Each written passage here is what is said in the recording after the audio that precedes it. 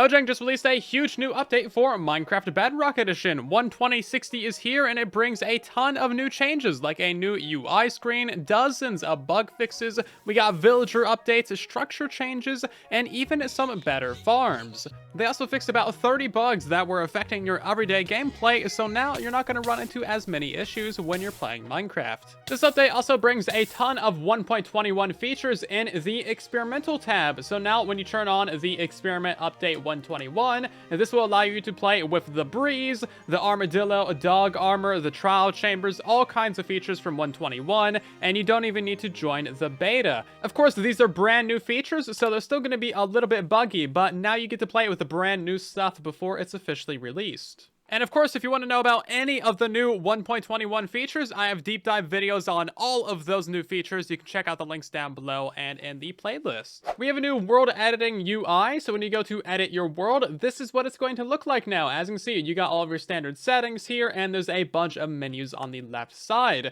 It seems like there's now more menus, so it might be harder for you to find what you're looking for, but they're going to be rolling out more updates to the UI soon, so you better get used to it. We got a great bug fix. Mojang has fixed the random fall damage. So previously, if you were walking along the edge or bridging out or something, you would take a little bit of damage randomly because the game thought that you actually fell off the edge, even when you didn't. So this should no longer happen. If you were high enough up in the air, you would actually just instantly die because the game thought that you fell all the way down. So, you know, that's a good bug to have fixed, isn't it? Bedrock farms just got a big nerf in this update because the branches of dark oak and acacia trees can no longer replace certain blocks like bedrock. So as you can see, if we grow this up, it's probably not going to grow because I got too much bedrock here. So anyway, growing up a dark oak tree, you can no longer replace the end fountain and the end dimensions bedrock with these branches. Mojang did forget a tree in this bug fix though. The 2x2 jungle trees can still have their branches replaced like any block in the game, and that's why there's no real 2x2 jungle tree farms out there. Now, we might be able to turn this into a bedrock farm, but it's going to be really bad because these branches are random and they're not nearly as consistent as the branches on dark oak trees. So once again, our bedrock block farms have been patched, but we will always find another way to get bedrock in survival. I'm so glad they finally fixed this bug. If you're trying to open an inventory that's being powered, you would not be able to open it. As you can see, this one's being powered by a clock, and we can open it first try every time, no issues at all. Previously, you had to click multiple times or like use an auto clicker just to get into that inventory. This has been around for like, I swear, 100 years. Do you guys ever remember that Frostwalker is a thing that's in the game? Because I always forget this, but it's a fun feature, and they've actually fixed a couple of bugs with it. So now if you break frosted ice with a Silk Touch tool, it's not going to leave any water behind, which is the intended mechanic. So if you break it by hand, it does leave water behind. I wish there was more uses for frosted ice, because it's such a fun feature, but like, I never play with it. I don't know if anyone ever really tried this, but Silk Touch books used to actually work as a Silk Touch tool, so now you can no longer break a beehive with Silk Touch and get the beehive back. You just get a bunch of very angry bees, which I think is a great feature. There's also been a good bug fix with beds. Now, this was kind of a fun bug. If you had a bed and you broke it from below, your spawn point would not get reset, so you would still spawn at that bed even though there was no bed there, which seems kind of useful and kind of fun, but as you can see, that bug has now been removed. Mojang has removed a cheaty little charcoal farm that was in the game. So previously, if you were to make yourself a campfire, this only cost 3 logs,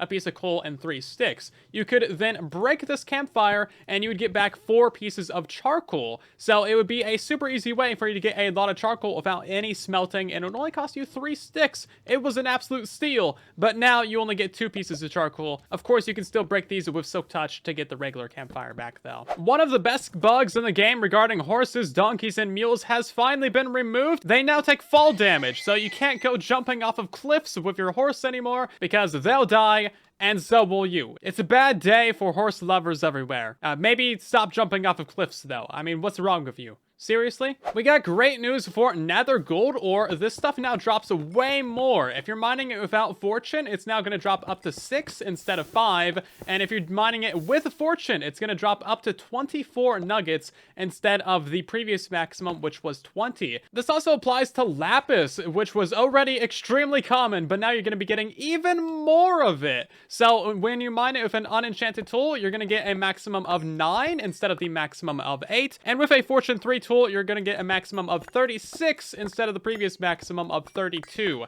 So you can seriously get like over half a stack of this stuff from a single ore. Does anybody need that much lapis? I don't think so. This is one of the most Bedrock Edition bugs you've ever heard of, but if you were to stand on an open chest at Y layer 62 or Y layer 63, you would just randomly take some fall damage because Minecraft. Because Bug Rock Edition. There's also been a bug fix for mobs that can pick up items. They can now pick up a full stack of items, whereas previously they would only pick up one. Okay, maybe that's not a good example. He's already holding one. Can you pick up the stack of items? No, okay, hold up. Hold up, please hold. Can you pick up the stack of items? There we go. Prime example, first try, no issues. So yeah, previously they would only pick up one. I don't know when exactly this would be useful for you. So this might actually affect something like your mob farm, or maybe if one of these guys gets near an item stream, then they can pick up a bunch of items. And of course, when they're holding items, they don't despawn. So just watch out for this. They could be picking up more items now. Mojang has also fixed the inexplicable bug where pistons pushing blocks like in a cobblestone generator would just randomly teleport you like thousands of blocks away.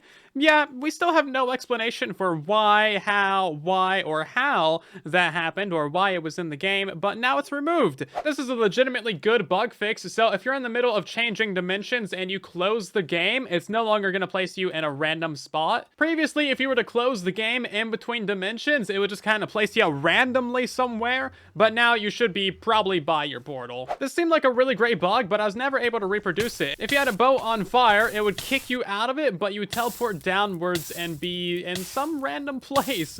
It made no sense at all, but it was kind of a great way to teleport in vanilla survival. Fun turtle fact, Scoot has now been renamed to Turtle Scoot, and that is because, of course, they're adding the Armadillo Scoot to the game. Also, yes, this is a turtle farm because I've made farms for basically everything at this point. Turtle power. So you guys know how villagers can sleep in beds? Well, imagine if you had like 12 villagers all sleeping in one bed. That could actually have happened due to this bug. Previously, you would have a bunch of villagers all linked to one bed or one workstation, and if you were to break that, the game would crash. Oh, what, you thought the game crashed? No, I'm just hiding out inside of a piston, because this is a thing that you can do on Bedrock Edition. You just gotta go inside of a piston arm on third-person view, because, well, you know why. This bug has been in the game since at least like 2018. If you were to kill a horse or something with a looting 3 sword, it would drop multiples of its horse armor, so you would essentially duplicate the horse armor and possibly even the saddles and things. And I know what you're thinking, I'm a horrible, cruel person, but don't worry, the horse is immortal, so I get to kill him multiple times and there's nothing you can do about it. Honestly, I just like the sound.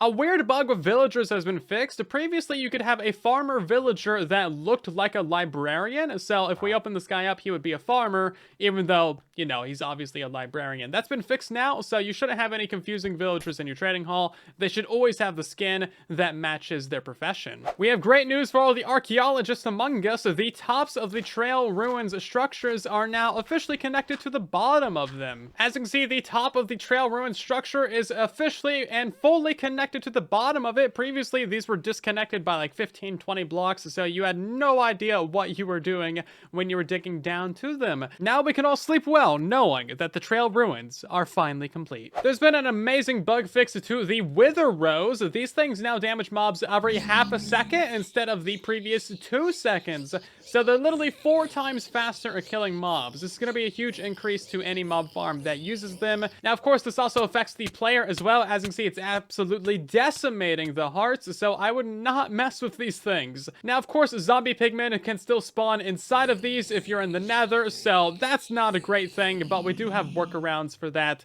And of course, if your farm doesn't include that workaround, they're gonna die like 4 times faster now, so that's nice. Now, you've heard of Bedrock Edition bugs, but have you heard of something as absurd as being able to craft a glistening melon using a melon and 8 nuggets, and this would give you the achievement called You Need a Mint. That's the same achievement that you get for collecting Dragon's Breath in the End Dimension. How does something like this happen? Well, the only answer I have for you is Bedrock Edition. But seriously, how weird is that? You craft a glistening melon and you get an achievement for it. There's been a nice bug fix to experience. It will no longer collide with mobs, so as you can see, it passes right through them. And this also applies to the player as well. Previously, this stuff could actually push you around, and this was having some impacts in water streams and mob farms and other stuff like that. Nice little bug fix for the busy bees out there. The sweetberry bushes will no longer damage these guys if they are flying through them. So now you can use them around your bee farms and you won't have any issues. Now, when these guys pollinate the sweetberry bushes, they do get the little bone meal particles on them, which makes them grow up faster. But of course, you need to, manually click these things in order to harvest them. If you just bone meal them a bunch, they don't actually drop any items. So you can use these inside your bee farms, and you're not going to get a bunch of berry items into your storage system. We've lost another mob from peaceful mode in this update. You can no longer have zoglins in peaceful. Previously you could, but they would just be passive and they wouldn't attack you. This follows the recent changes where we also lost the Vindicator and the Evoker from peaceful mode. So as you can see, if we put it into peaceful, all of these guys are just gone. I think this is kind of a weird change because these guys take a real amount of effort to actually get. Just getting a hoglin through a portal takes a while, and then you need to wait for them to actually zombify. So I'm not sure why exactly they're no longer allowed in peaceful mode. Overall, a very solid Bedrock update. Hopefully you enjoyed this video. If you did, then subscribe so you don't miss future ones. Thank you for watching. I'll see you down in the comments and in the next one.